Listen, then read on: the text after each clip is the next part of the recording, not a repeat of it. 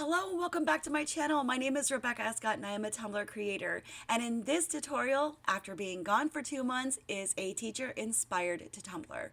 So please stick with me while I show you how we're going to half wrap vinyl on a 30-ounce modern curve. Please note in this clip, this tumbler has yet to have a final coat of epoxy. So let's get started and I hope you enjoy. Diving right in, the first thing I'm going to do after I've taped off half of my tumbler using painter's tape, and I didn't measure it out, I just eyeballed it the best that I could, and here I'm just going to size down the width of the vinyl to make sure that I overlap the painter's tape to make sure I don't find myself too short. Once I get the width taken care of, then I'm going to go ahead and minimize the height because the less vinyl that you're having to work with is going to help make this process go much smoother. So once I have the size all figured out, I'm just going to pull back about half of this, a little more than half, and just trim off that backing. So then what we're basically going to do is expose the center of the vinyl, which is what we're going to place to start to get this project going onto the tumbler. And just to keep control, I'm going to go ahead and toss the backing right back onto the vinyl, but you can see where I've exposed some of that back. So I want to center this onto the tumbler, and I'm going to double check myself to make sure that when I place this right here in the center, that my width is in fact going to overlap the painter's tape. This is my guide to know that I won't be short once I've gone through all of this process. The important thing when working on a project like this is to make sure that you just start on one section first. Go ahead and get that applied to the tumbler, and then you can work on the other half. Smaller sections is really important because you can have a little bit more control focusing in on a smaller section versus the whole thing. You'll notice too that the cup kept stepping away from me, if you will. I was so focused on what I was doing and trying to remember to breathe while doing this that it kept creeping up a little bit out of frame, so I apologize for that. But as you'll notice, I'm just gently tugging and pulling, again, trying very hard not to distort any of the image. Because placing this vinyl on this 30-ounce modern curve was the main focal of this tutorial, I really wanted to show you guys in real time. But not to worry, when I move to the other side, I do kind of speed things up a little bit just to not bore you with what I'm doing. But at the same time, I just really wanted to show you exactly what I was doing as close to real time as absolute possible. You may have also noticed that I kept that backing on for as absolute long as possible and basically took baby steps walking that backing off. Once I met up with the tape, this is where I really got in. First of all, I got super excited. And second of all, this is where I really started to tighten up in where there might be creases and or wrinkles. So once you get the finishing touches on this side, then you can breathe again. Make sure you breathe. And if necessary, take a break. I also want to point out that any of the wrinkles that you see that's over top of the painter's tape, I am not at all concerned about. That's going to be trimmed off shortly. Okay, now that we've taken a few deep breaths and we've taken a break, it's time to go ahead and move on to the second half. This section was a bit larger than the first as I didn't cut it directly in the center, which is completely fine.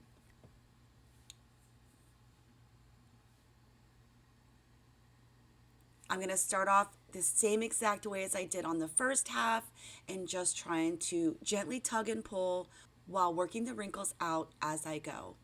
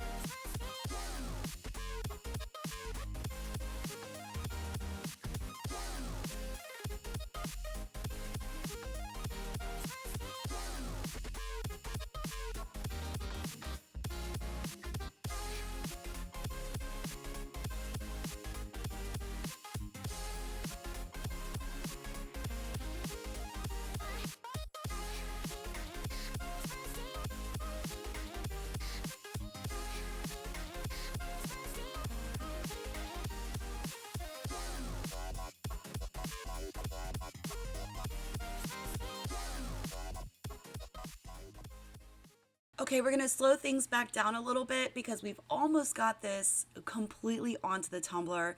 I am super excited. You will notice that I did have to bring in a little bit of heat. Speaking of the heat, using your heat gun, it does not require a lot. We're not trying to burn the vinyl, just simply trying to loosen it up just a little bit to get to that home stretch.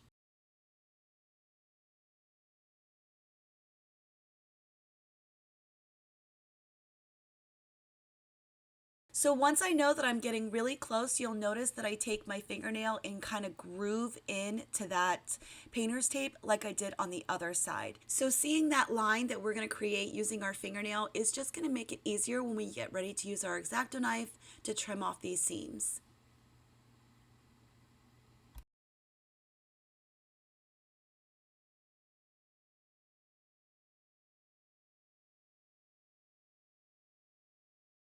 So now that we're pretty sure that we've gotten our vinyl the way that it needs to be, we're now going to take our X-Acto knife and follow the line that we just provided for ourselves and trim up these seams. Once you've trimmed up your vinyl, then you can very carefully go ahead and remove that excess.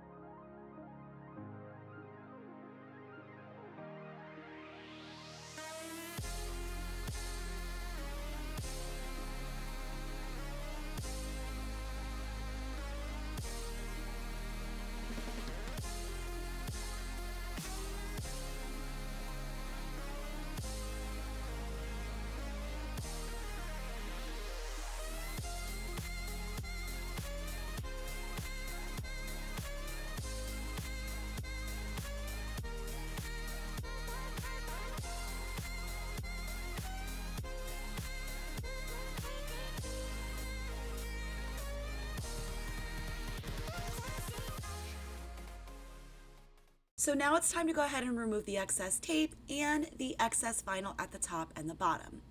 I didn't show the bottom because I ended up glittering the bottom. So here I'm just going to go ahead and trim this excess at the top. Remember, the sharper the blade, the easier this part is. Using your stainless steel tumbler as the guide, just go right around that rim and cut off that vinyl. Now that we've cleaned up the entire tumbler, we're ready to go ahead and reapply the painter's tape over the vinyl portions now. This way we can safely paint and glitter without messing up our vinyl.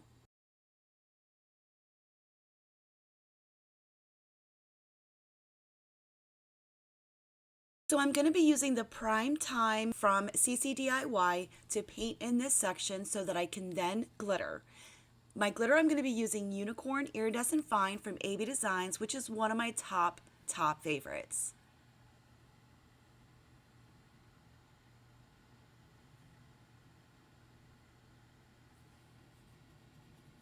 So in order to have a one and done, I made sure that I had a nice coat of the paint before I glittered. So once you've applied your glitter and you're happy with the coverage, give this some dry time.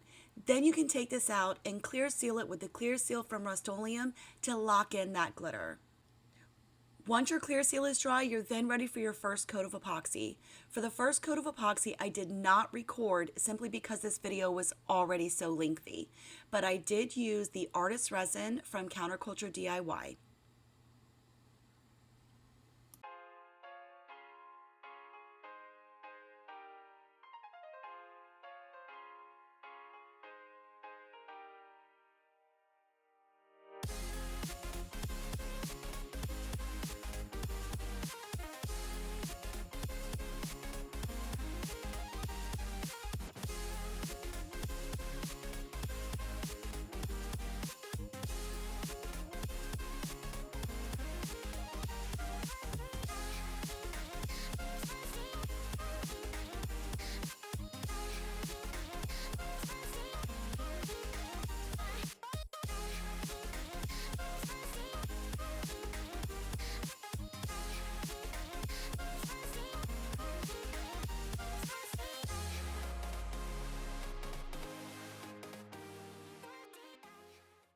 Trigger warning, trigger warning.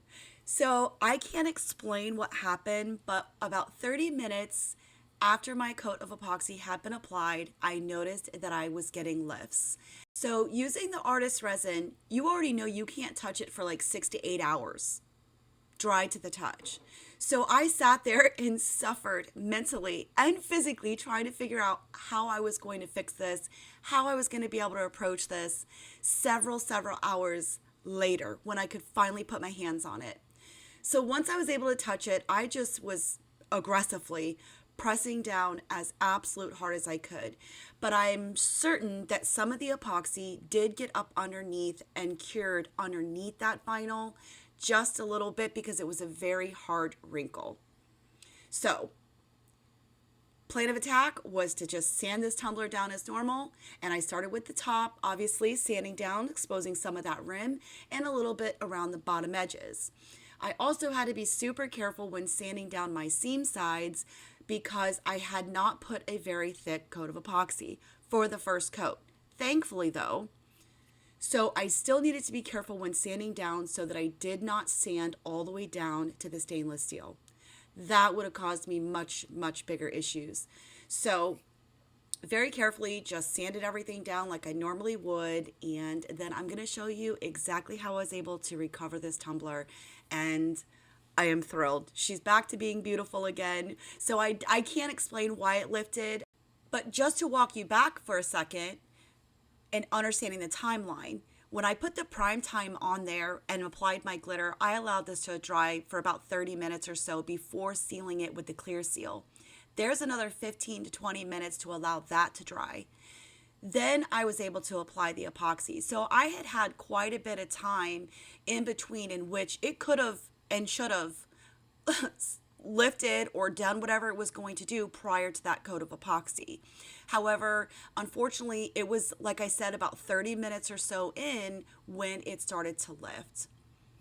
So I'm not exactly sure what happened. All I know is I had to vigorously figure out how to fix it. So I hope you guys can appreciate the time spent and me showing you my mistakes and just being open as I can, and how when something like this happens, it's not a scratch and start over. You just brainstorm a little bit and figure out how you can fix it.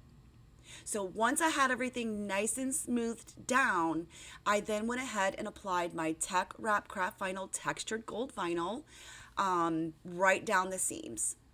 Once then I had the stripes in place, I was then able to go back using a Sharpie, an alcohol ink marker, as well as a little paint to touch up those sections where you could see, I guess we could call them peaks in the valley, if you will, where it did remove some of the coloration from my vinyl. But it wasn't horrible. You'll see, I show you exactly how I do it step by step.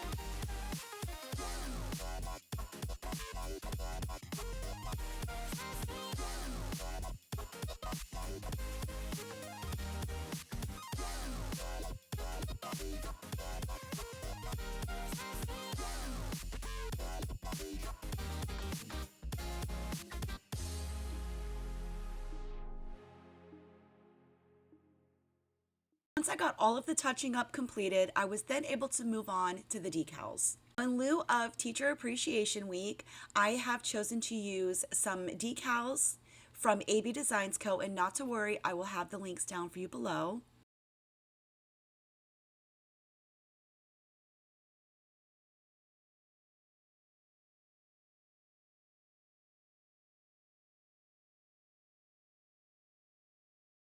Once I got all of my decals sporadically placed, I decided that this time I was actually going to go in with some quick coat from CCDIY, Counterculture DIY, just to make sure I didn't have any lifts at all. So I really focused in on the side stripes as well as the decals, which I wasn't really too worried about those.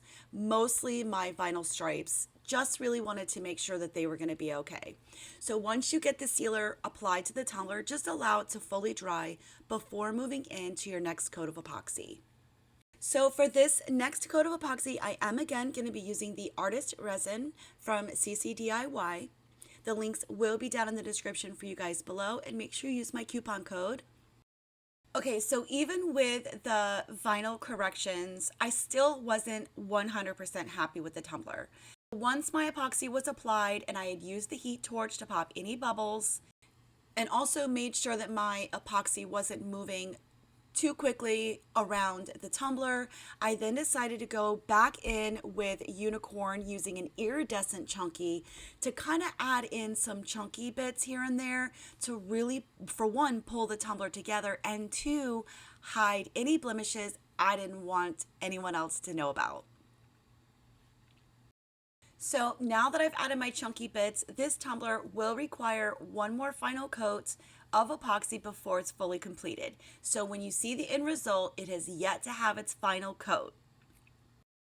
I want to thank you so much for watching this tutorial. I really hope that it inspired you to attempt to make a 20 or 30 ounce modern curve using vinyl with a half wrap.